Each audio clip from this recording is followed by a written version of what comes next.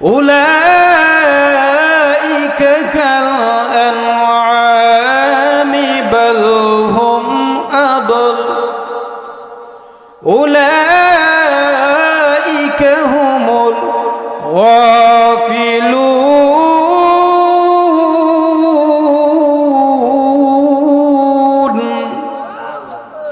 ISEER Ishrat के लिए दुनिया नहीं, याद रख तू बंदा है मेहमान नहीं। जिंदगी आमद बराए बंदगी, जिंदगी बेबंदगी शर्मंदगी।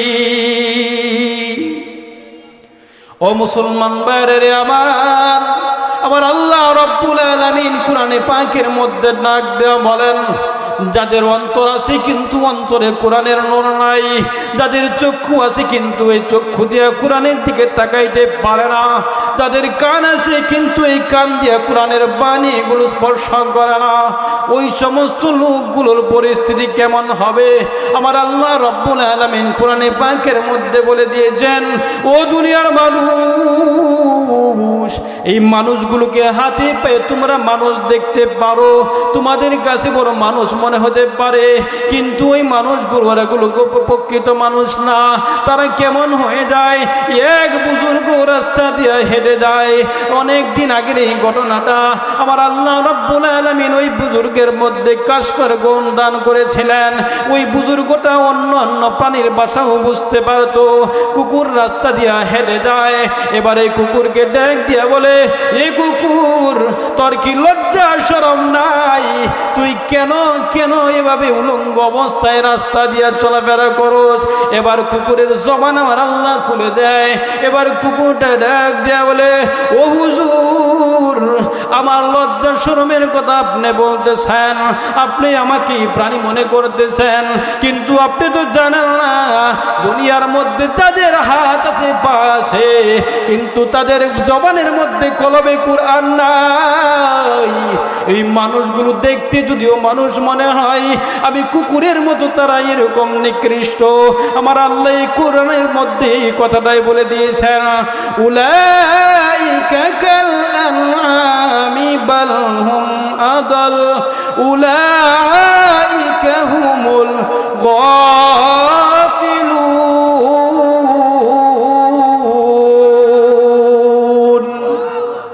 आदमीरा आदमियत लाज़िमस्त उदरा गरबूना बाशद ही जमास जिस्ते दुनिया आज खुदा गाफिल बुदान नेकी माशान खुरावा फरजंदाजान।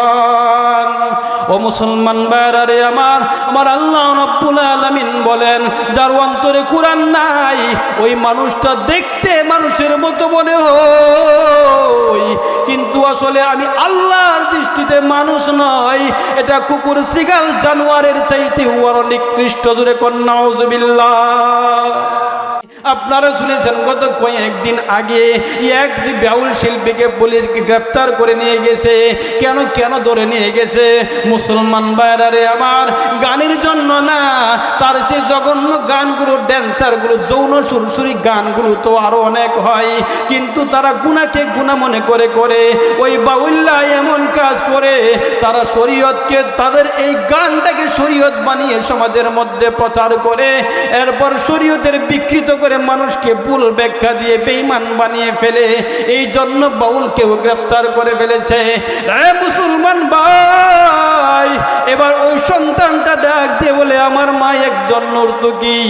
মুসলমান ভাইরা আমার, ও যুবক ভাই, এমন অনেক যুবক আছো মোবাইলের ফান্দে পড়ে টিকটকের মধ্যে দেখে যে মেয়েটা সুন্দর ড্যান্স দিতে পারে, সুন্দর ভাষায় কথা বলতে পারে, এমন একটি নর্তকী মেয়ের পিছনে দৌড়ে ছুটে পালিয়ে যায়। এমন নর্তকীর প্রেমে পরে বাবা মা অবাধ্য হয়ে যায়, আছে না নাই? ও মুসলমান ভাই, এমন অনেক যুবক আছে বাবা মা তার জন্য সুন্দর বিবি নির্ধারণ করে, কিন্তু মোবাইলে নর্তকীর প্রেমে পড়ে সুন্দর বিবিকে বিবাহ করতে রাজি হয় না। ওই যুবকটা বলে, ও আমিরুল মুমিনিন, আমার বাবা আমার জন্য নর্তকীকে মা হিসেবে নির্ধারণ করেছে, এই নর্তকীর ঘরের ভিতর কিভাবে ভালো মা ভালো সন্তান আসবে? কারণ কথাই তো সব জায়গার মধ্যে আমরা শুনি। ও মুসলমান বাইরে আমার, আমরা অনেক জায়গার মধ্যেই বলতে শুনি, গাই ভালো তার বাছুর ভালো, দুধ ভালো তার ঘি, বাপ ভালো তার বেটা ভালো, মা ভালো তার জি। জুড়ে কোন ঠিক কিনা? তাইলে ফ্যাক্টরি যদি ভালো হয় মাল ভালো হবে, আর ফ্যাক্টরি যদি 2 নাম্বার হয়, 2 নাম্বার ফ্যাক্টরি থেকে 1 নাম্বার মাল বের হবে। আরো জোরে কোন হবে? তাইলে সবার আগে মা ভালো হতে হবে। ও যুবক ভাই, আজকে না হয় পরদিন পরশু তুমি বিবাহ করবে, 2টা হাত ধরে অনুরোধ করি, নিজের পছন্দের মতো ফেসবুকের মাইয়ার পিছনে পড়ো না, বাবা মাকে সুন্দরভাবে জানিয়ে দাও, তাদের পছন্দকে প্রাধান্য দিয়ে বিবাহ করো, তোমার জীবন সুন্দর হবে। মা যদি ভালো হয়, তোমার ভবিষ্যতের সন্তানগুলো ভালো হবে। এই সন্তান শুধুমাত্র তোমার দুনিয়ায় নাই, এই সন্তান তোমার জন্য পরকালে নাজাতের কারণ হয়ে যাবে। জোরে করে সুবহানাল্লাহ, আর জোরে করে সুবহানাল্লাহ। তাহলে 1 নাম্বার বাবা মার দায়িত্ব, 1 নাম্বার পরীক্ষা হইল তার জন্য কি করবে? ভালো একটা মা নির্ধারণ করবে। যেরকম ঠিক কিনা? এটা কারা করবে? যারা বিবাহ করে নাই, ওদের ভবিষ্যতে যারা বাবা মা হবে, তারা এই ভালো মা নির্ধারণ করা অত্যন্ত জরুরি। এক মুসল্লি এসে কান্দে, হুজুর দোয়া করেন, বড় বিপদে আছে। কি বিপদ? আমার সন্তান একটা হয়েছে বিহার উপযুক্ত, ভালো ভালো পরিবার দেখেছি। এক পরিবার দেখলাম এত ভালো, এত ভদ্র, মাদ্রাসা শিক্ষিত মেয়ে, চেহারা সুরা সব ভালো, পয়সা পয়সা আছে। হ্যাঁ, এক টিকটকের মায়ের পিছনে পড়া কোনো কিছু আর পছন্দ করে না। তাহলে ভালো করে বুঝায় কোয়ার, ভালো করে কি কমো হুজুর, শাস্টেলের মধ্যে বৈশা যখন কইলাম তোর অন্য কোনো চিন্তা করতে হবে না, যা দেখার দেখছি অত্যন্ত চমৎকার একটা মায়ের তোর জন্য পছন্দ করছি। বাবা যেটা দেখছি আমি এটাই করবো, এটা বেশি চমৎকার লাগলে তুমি করে লো। কে করে লে? তো বেশি ভালো লাগলে তুমিই করো। এরকম আছে না? নাই? যেটা নিজে পছন্দ করছি এটাই, বাপ মা কি এগুলো পরে আমি লিয়ে খাবো, আমি বুঝি না। আরে তুমি তো এই রাস্তায় নতুন, হেরা তো এই রাস্তায় হাইটা গেছে, তারা বুঝায়, অভিজ্ঞতা আছে কোনটা কিরকম। তুমি নতুন, তুমি বুঝতা না। বেশি যারা বুঝে এগুলো সংসার শান্তি হয় না। কয়দিন পরে খালি ছেলেটা মেয়েটা হয়েছে দিকে, নাইলে তোরে কবে যে সারা দিল, কয়দিন পরে কয় কিন্তু আর সারার ভাব তাকে না, কারণ কাবিনও দিয়ে দিচ্ছে 5 লাখ 10 লাখ, বাড়ি বিচ্ছে পারতেন না। এই জন্য যুবক ভাইদের এই কাজ করবে না। ভালো একটা মা নির্ধারণ করার জন্য বাবা মার পরামর্শে বিবাহ করতে হবে, ঠিক না ভাই? ঠিক গেল 1 নাম্বার। 2 নাম্বার, তার জন্য সুন্দর একটা নাম রাখতে হবে। উমর রাদিয়াল্লাহু তাআলা বলেন, বাবা মার উপর দায়িত্ব হলো সন্তান জন্মের পরে তার জন্য সুন্দর একটা নাম রাখা। আমাদের দেশে এরকম অনেক নাম আছে, নামে অনেক সময় বিপদে পড়তে হয়। নামের কিন্তু একটা প্রভাব আছে। নবী আলাইহিস সালাম বলেছেন, ইন্নামা তুদআউনা ইয়াউমাল কিয়ামাতি বিআসমাইকুম ওয়া বিআসমাই আবাইকুম। কিয়ামতের ময়দানে তোমাদেরকে তোমাদের বাবার নাম নিয়ে, তোমাদের নাম নিয়ে ডাকা হবে। সাবধান, নাম কিন্তু ভালো রাখি। কিন্তু আজকে আমরা যে নাম রাখি, একবার নাম লাগবে, নাম আছে বৈশাখী। কি গো বৈশাখী রাখছেন? বৈশাখ মাস হয়েছে। বৃষ্টি কে লেগে বৃষ্টির মধ্যে হয়েছে, এগুলো করতে পারছে না। বৃষ্টির মধ্যে হলে বৃষ্টির এখন লাগবে, আর বৈশাখ মাসে হইলে বৈশাখের এখন লাগবে। এগুলো তো কোনো কথা না। ইসলামী নাম, সুন্দর সুন্দর নাম রাখবেন। এক লোক তো নামাজই পড়ে না, কিছু কিছু পড়তো এক ওয়াজের মধ্যে যাওয়ার পরে আর নামাজ পড়ে না।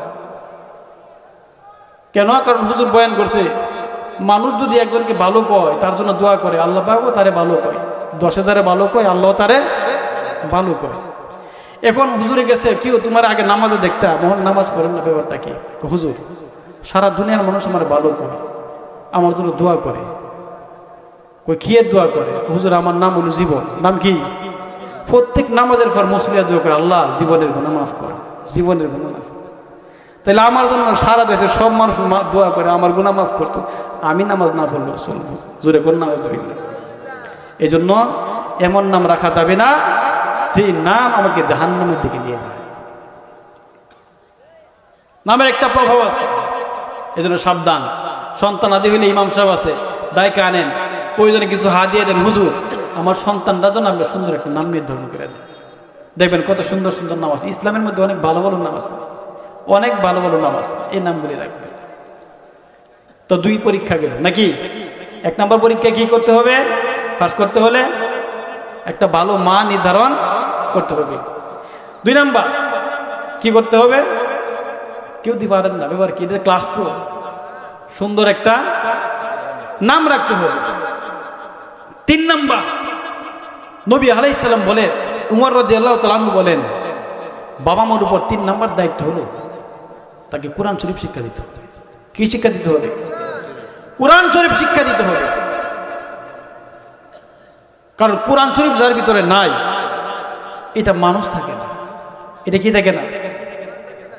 এই জন্য প্রত্যেকটা বাবা মার দরকার কোরআন শরীফের শিক্ষা বাপ সন্তানকে দেওয়া, এটা তাদের জন্য ফরজ দায়িত্ব। কিন্তু দুঃখজনক বিষয় হলো আজকে কয়জন আমরা কোরআনের শিক্ষা দিই।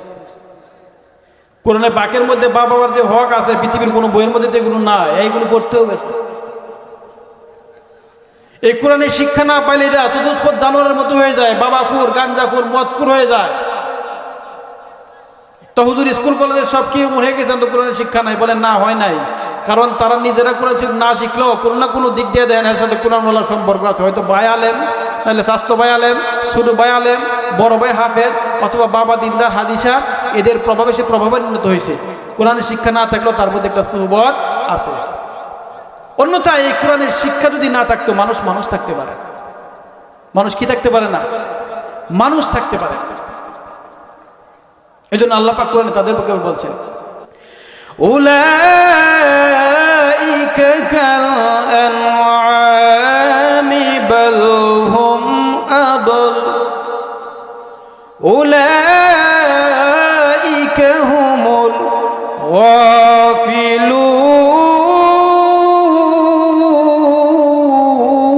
গাফিলুন।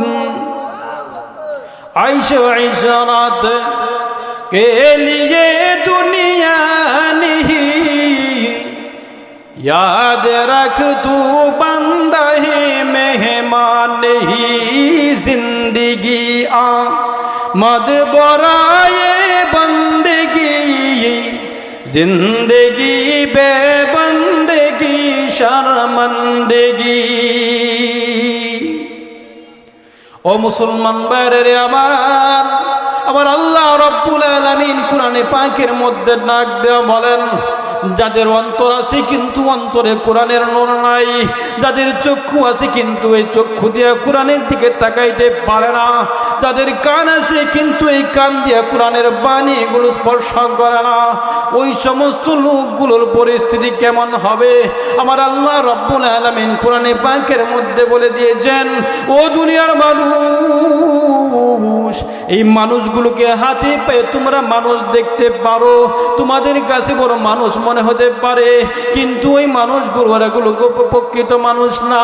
তারা কেমন হয়ে যায়? এক বুজুর্গ রাস্তা দিয়ে হেঁটে যায়, অনেক দিন আগের এই ঘটনাটা। আমার আল্লাহ রব্বুল আলামিন ওই বুজুর্গের মধ্যে কাশফের গুণ দান করেছিলেন। ওই বুজুর্গটা অন্য অন্য প্রাণীর ভাষাও বুঝতে পারতো। কুকুর রাস্তা দিয়ে হেঁটে যায়, এবারে কুকুরকে ডাক দিয়ে বলে, এ কুকুর, তোর কি লজ্জা শরম নাই? তুই কেন এভাবে উলঙ্গ অবস্থায় রাস্তা দিয়ে চলাফেরা করোস? এবার কুকুরের জবান আমার আল্লাহ খুলে দেয়। এবার কুকুরটা ডাক দিয়া বলে, ও হুজুর, আমার লজ্জা শরমের কথা আপনি বলতেছেন, আপনি আমাকে প্রাণী মনে করতেছেন, কিন্তু আপনি তো জানেন না দুনিয়ার মধ্যে যাদের হাত আছে পা আছে কিন্তু তাদের জবানের মধ্যে কলবে কোরআন নাই। এই মানুষগুলো দেখতে যদিও মানুষ মনে হয়, আমি কুকুরের মতো তারা এরকম নিকৃষ্ট। আমার আল্লাহ কোরআনের মধ্যে এই কথাটাই বলে দিয়েছেন, উলাইকা কাল আনআমি বাল আদাল উলাইকা হুমুল গাফিলুন।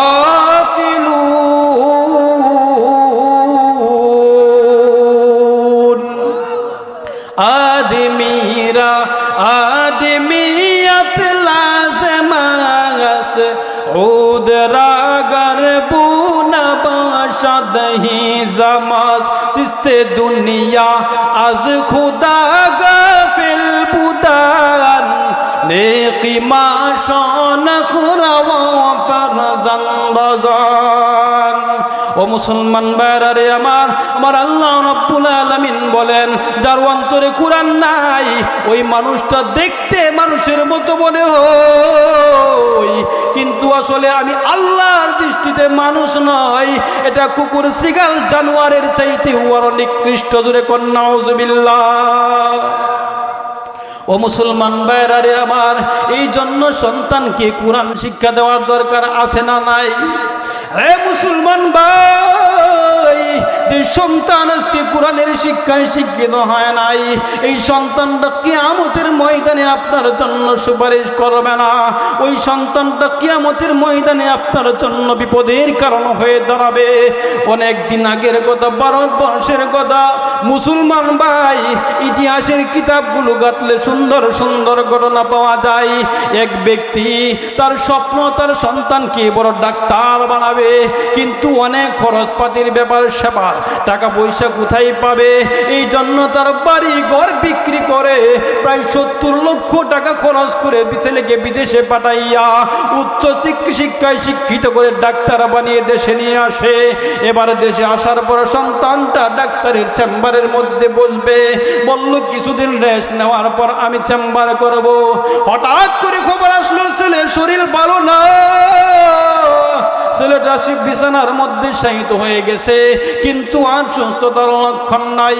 এবার বাবা সন্তানটাকে নিয়ে হাসপাতালের মধ্যে চলে যায়।